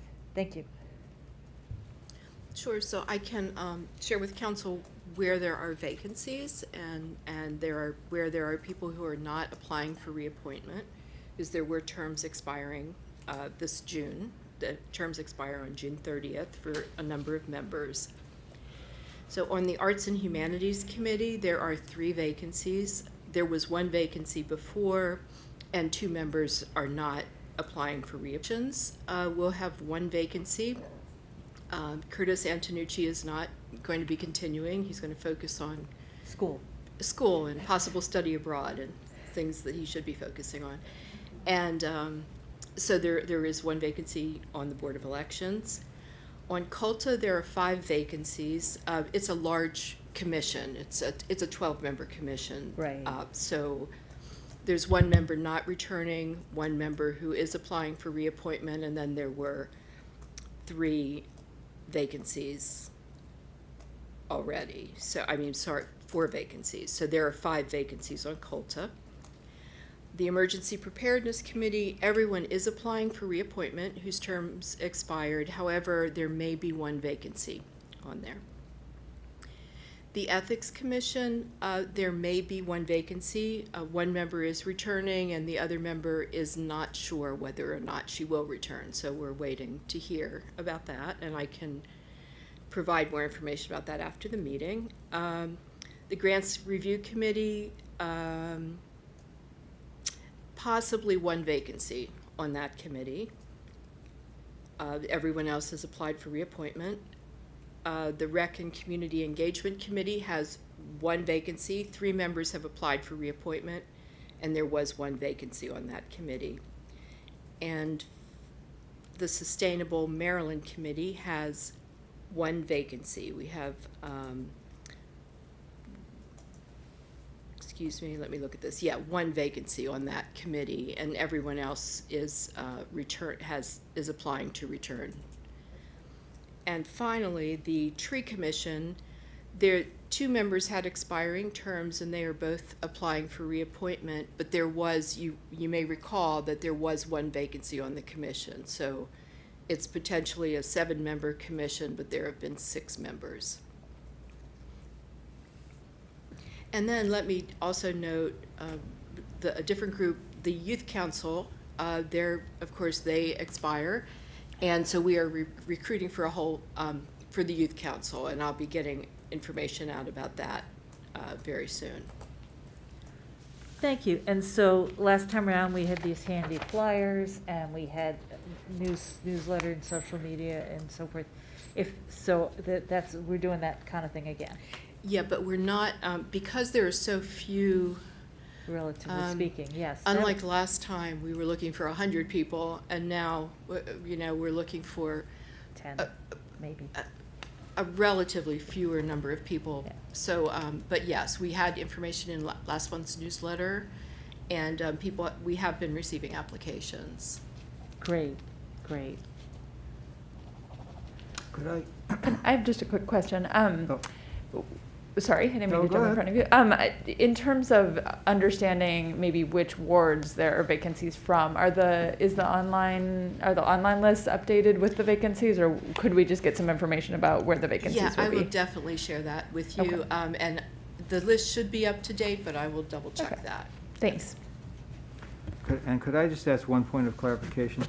So you mentioned in a few cases that people are reapplying, but that doesn't stop anyone else from It does applying not. too, right? That's right. So those are openings. They are openings, that's exactly right. What's unusual about this particular term is the people whose terms are expiring were only appointed they were just appointed Right. in November. Right. And their terms are expiring June 30th, which makes it a little bit different from people who maybe have served a term. Right. But We're not that's literally right. telling people you can't. We are not Yeah. telling anyone they can't apply, and we've been advertising every board and commission. Yes.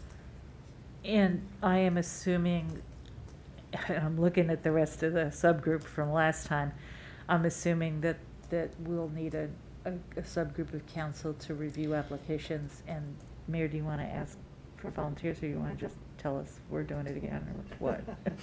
Well, sorry. When will that be? Sorry, I wasn't.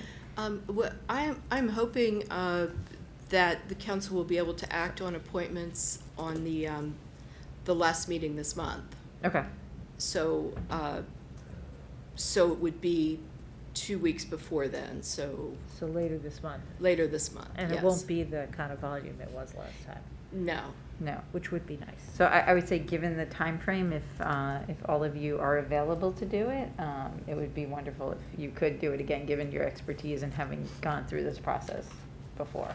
And just as a reminder, we had set up some criteria for how we were going to select among, should there be choice, we should be so lucky, and then how we would select from amongst the choice. And I won't go through that all right now, but that's already in place too, so it should make things easier.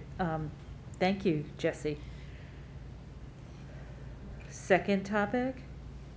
Are we on to the second topic? Nuclear Free Committee? There's some people, Councilman Searcy, did you have something? Yes, to say? I do have a Sorry. quick question. All right. So that timeline that the city clerk just worked through, we're going to talk in a second about some of our committees that, particularly like the Public Safety Committee, if we agree to move forward, that may need a full committee. So, which would be a really tight time, tight time. So so what would, and we could talk about this when we actually talk through that particular committee.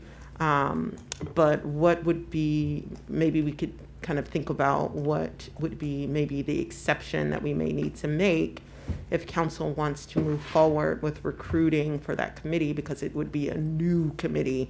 Then we would have to deal with the resolution, all that good stuff, before we can move forward with recruiting.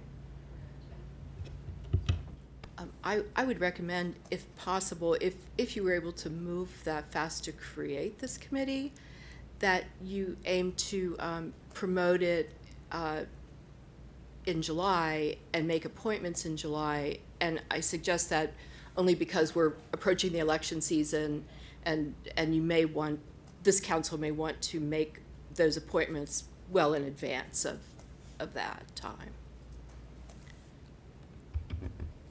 Now I think we're ready to go on to point number 2. Okay, great. So part 2, we were going to talk about 3 specific groups that are in the works here. So on the Nuclear Free Committee, the last time we talked about this, the group had recommended that we put on hold the recruiting for that committee pending the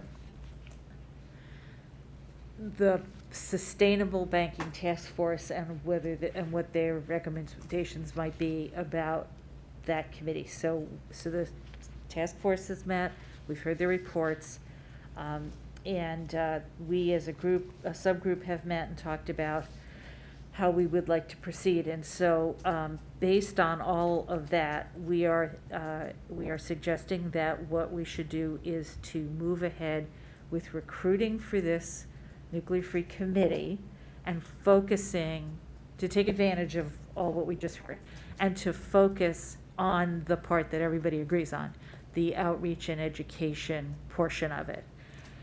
The other two types of functions, the investments function has been largely addressed through the work of the task force, the resolution, and how the city staff will come back in September to show us the timeline and what they need from residents. So that part doesn't really apply anymore in our view. And the review functions also built into the system, don't happen very often, not a big need for that right at this moment.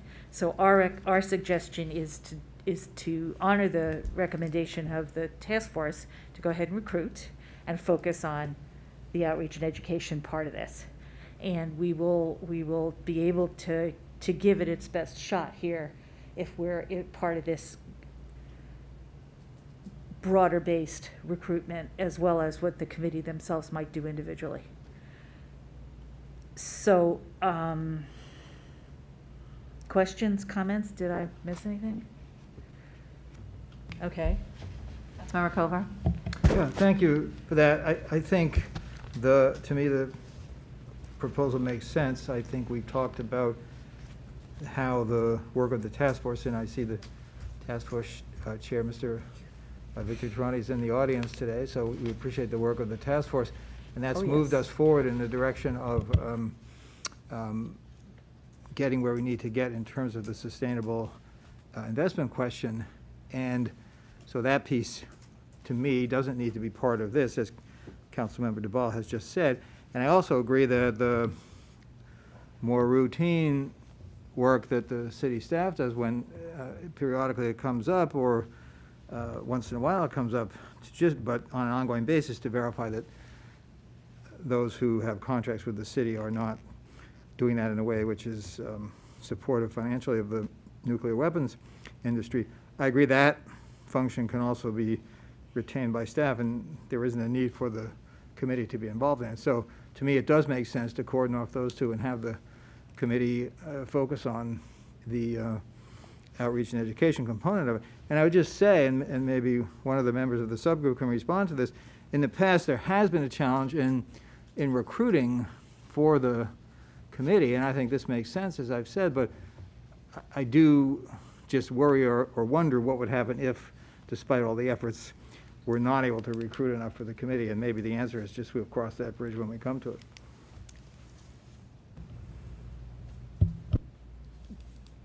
I would say that, yeah, cross that bridge when we come to it. I would also say that that wasn't a problem with any of the 9 groups that were recruited for the last time around. So if there is a problem recruiting for it, then we would have to take a look at why that would be. Okay.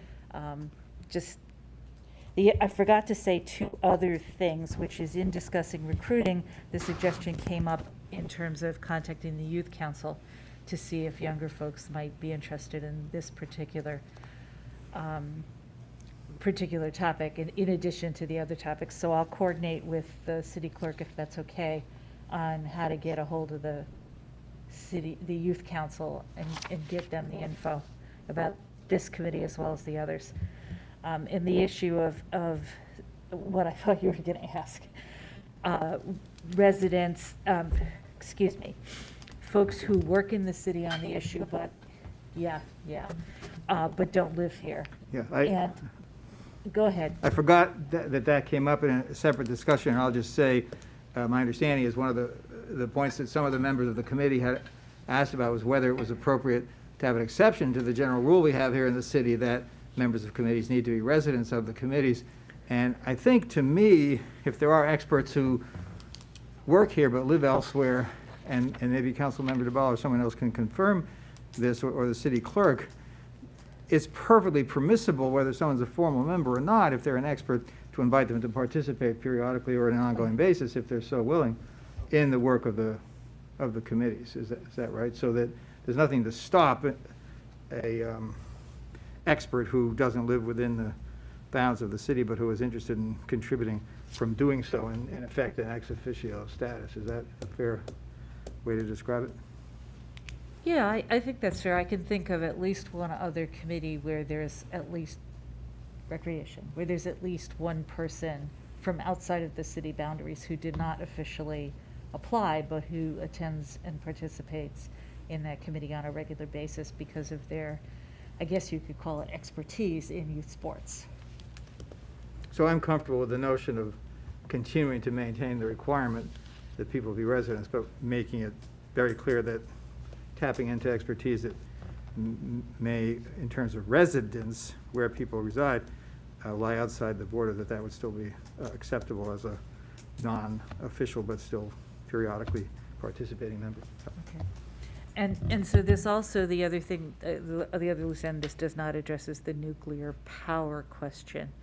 And our subgroup feels like let's go through this piece first and then turn to the relationship of the nuclear power issue amongst the committees that deal with pieces of that, the climate group, the green team, and the sustainable banking committee. So for now, again, our recommendation is to recruit in this cycle for the committee, focus it on outreach and education, and again in July when we come back with a number of proposed code changes that we would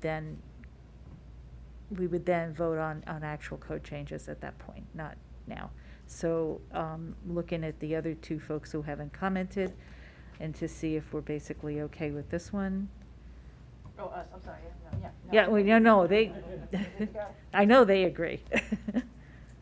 Okay, so then the next topic, which will be led by Councilmember Costick, is the Noise Control Board, and the last one will be Public Safety, and that will be Councilmember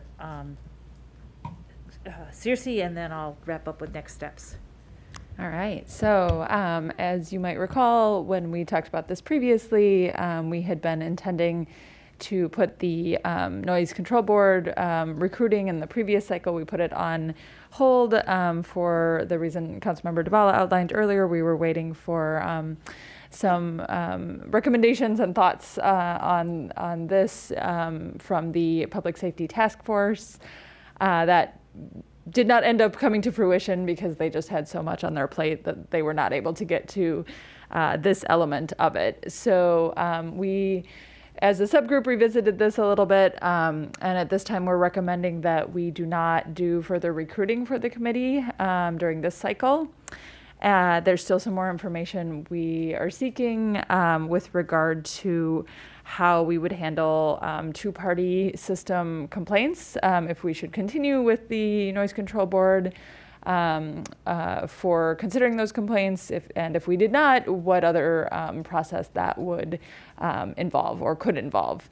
And so I believe that the city clerk might have done some very preliminary research on that. I'm not sure if you have anything to share at the moment, but we would hope that we could maybe get some further information on that prior to our July work session, and at that time would have an opportunity to make a decision as a council in terms of whether we want to continue with the Noise Control Board structure or move away from that towards a different structure that's identified at that time as recommended by staff. So I don't know if the city clerk has anything you want to mention at this time. I know it's a little preliminary, but anything you've found out. Right, so it is preliminary. I could say I touched base with the city of Gaithersburg. They have not opted out of the county noise ordinance. So, and although they do respond to noise complaints, but if people want to file a complaint, they would file their two-party complaint with Montgomery County. The City of College Park does have a current noise control board and actually our board was modeled on College Park's. So that is it's an ongoing board, but College Park it's not Tacoma Park. It has different problems than Tacoma Park does. With the county process, Montgomery County does have a two-party complaint process. And I talked to one of the code people there, and their two-party process is it's submitted on a form, and the code inspector reviews that and makes a determination based on the evidence received as to whether or not to issue a citation. So it's a staff-driven citation process rather than a resident board that makes a determination. And that's everything I have right now. Great, thank you very much.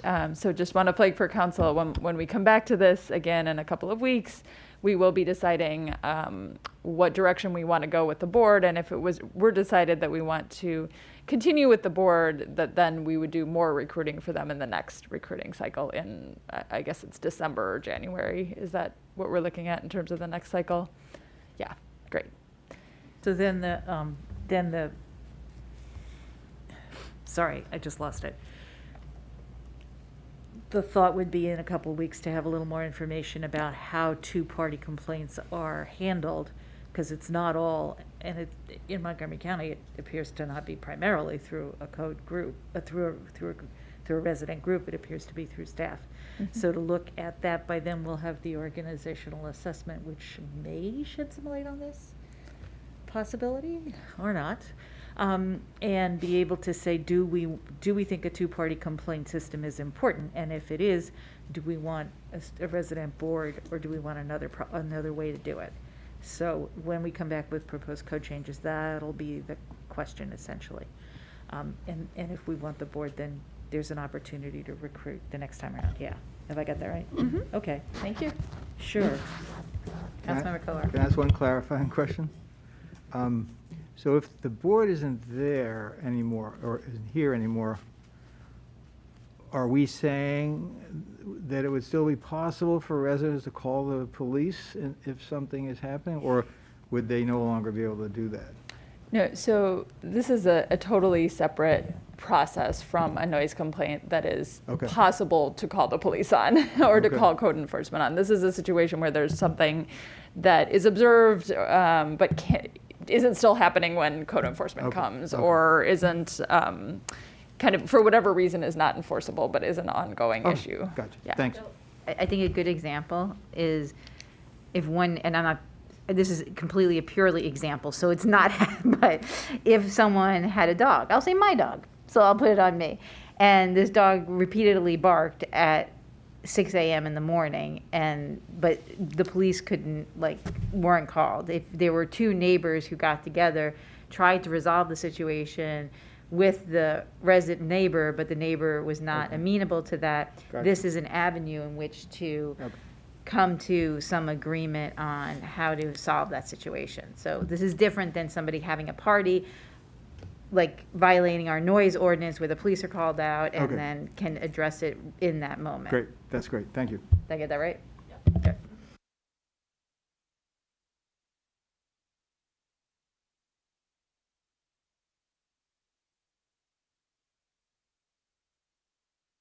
Are we good on that one? Okay, Councilmember Suso, you're up. All right, awesome. There's been quite a bit of work that has been happening in terms of next steps for the Public Safety Task Force recommendation regarding establishing a committee. The mayor and Councilmember Siemens and myself were able to meet with the Chiefs Advisory Board to hear their thoughts on the recommendations, and this one in particular had a bit of discussion. We also, I took a look at all of the different aspects and functions that were recommended by the Public Safety Task Force in terms of what this committee would potentially cover, and had to review that under the lens of we have other committees as well. So for example, we have the Police Pension Board, which does cover some aspects of what the task force was recommending that this committee covers. But we have the police pension board that kind of deals with pension-related matters. We have the emergency preparedness group that kind of deals with a little bit, not a little bit, a lot, related to public safety in the cases of emergencies. We have the recreation committee that deals with aspects of youth programs and youth engagement. So the subcommittee came together and we talked about what would be the potential role that the Public Safety Committee could take on. And so with that, we've come up with like 4 general charges. And the ask of council today is to just kind of green light us a little bit to be able to engage staff on drafting a resolution that can kind of flush out what the roles, responsibilities, the membership makeup would be, so that we can bring that back before council, so that we would be in a position to, as the city clerk mentioned, recruit during this cycle for that committee. So the core functions that we kind of talked through, and again, these are draft, engages with residents and businesses to collect and share information with the council regarding citywide public safety concerns, monitors the status of the city's implementation of the Public Safety Task Force recommendations, reviews public safety related legislation under consideration by the Montgomery County Council and the Maryland General Assembly to provide recommendations to the mayor and city council, to inform our official position on those matters, and coordinates with other council committees to make recommendations on public safety issues, and that should be more broadly, including housing, quality, policing, rec services, social justice, and matters involving public works. So again, this is really draft, and we'll flesh it out more in a full resolution, but wanted to see if the council had any initial thoughts just in terms of us moving forward with really fleshing something out for a resolution for your consideration. And our hope is that we can bring that back before council on I believe, I was trying to squeeze something in for June the 15th, but wanted to see if folks had any initial thoughts. Great, thank you. Thank you for your continued work on this. I had just a couple of thoughts in reading it. One is just the way bullet number 2 reads, and I know you just put this down, but monitors the status of the city's implementation. I think my colleague, Councilmember Siemens, has made this point in the past, is that we're still discussing the recommendations, and not all of them may be implemented. Some of them were, the task force itself talked about how they hadn't had time to do something and really look at something. Some of them didn't have full consensus, and so maybe just tweaking the wording on that so we don't set this committee up to do something that the council actually has not, or bind a future council by something inadvertently. And I know we talk about, in the first one, public safety, but I wonder if folks would be amenable to really push this and say specifically moving beyond policing, because I think that was something that, and again, given the constraints of time and the enormity of the task for the task force, they focused very heavily on policing, and we did want to have this be more expansive. And then I would offer as a consideration having 1 or 2 youth members as a requirement. I may push for 2, just so, because sometimes just having 1 person, you feel like you have to speak then for, I mean. It's lonely. It gets lonely. So having 2 youth members might be good. Okay. If I can just suggest maybe instead of moving beyond policing, it might be moving beyond enforcement. Yeah. Yeah, and I wasn't thinking those were the actual words, so thank you for clarifying. I appreciate that. Okay.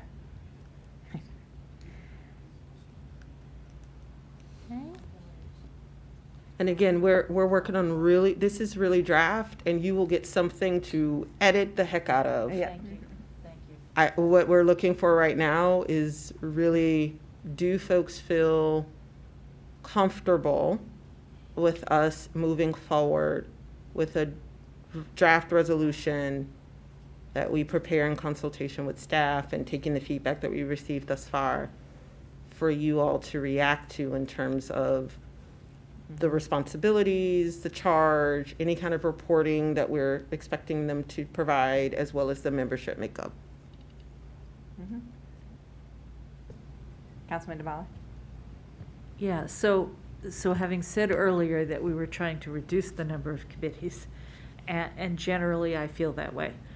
And I was a little uncomfortable with the idea of this to start with, as Councilmember Searcy knows, but this does seem to me, on reflection, to be something that I would like to see go forward and support. And we can tinker with the words and the membership and the charge and all of that, but the threshold question of do we need another group seems to me like it makes sense. Thank you. Cool. All right. Okay, so I'm I going to think take we can- silence as a yes. Let's move on. All So- right. So I You're- just want to confirm, Mayor, so we can have a draft resolution For a work session for a work on session. June 15th? June 15th. I'm looking at the city clerk, I think. Yep, so I just wanted to note that, or wanted council to remember that our committees, we've gone to the route of having committees established by ordinance Right. Oh, in yeah, the I city always get that code. wrong. So Mhm. I'm assuming you would want it to be modeled on our typical Yes. committee format. So some of that would already be laid out. And so I wonder, so it may take a little bit longer than you were thinking, but there may be a way to adopt a resolution showing your intention to do that so you can recruit. Yeah. I'm not sure. We'll have to think it through a little bit. Because I feel like we did that with the youth council. Like when we first started the youth council, we did it by resolution to get it Yes. so that we could start recruiting for the beginning of the school year. And then Right. fold, did we ever, we did fold it into the. Yes, we but have. only recently. Yeah. Yeah. So it could be. Well, that's true, we could do it that way. Right. Yeah. It could be something that we could do it the way we had done the youth council one, which was adopted, but we would want to, the resolution should be very close to what we want to put in the code. In the code. Yeah. Okay. So why don't we put it tentatively, and Okay. then as folks are working on it, we can see if we can do that. Okay. Sounds good. Thank you. Good. All right, that was our last item. Oh, are you, I'm sorry. Closing. So in summary, I don't, one more minute. So in summary, what we have coming up still is recruiting, and we need all of you to help. We have, and anyone out in the audience with a question about committee appointments, contact the city clerk. So we have appointments, possible code changes for 2 committees and a resolution on the 3rd of the Public Safety Committee to consider in the next, between now and the end of July. So then it's a matter of timing everything out so that it fits in. But that's when you're going to hear back from us. Thank you. Great. Now, I think we are done. I will call the meeting adjourned, and we'll be back next week with more items. So thank you all. Stay safe, and don't forget to wear orange on Friday. Thank you.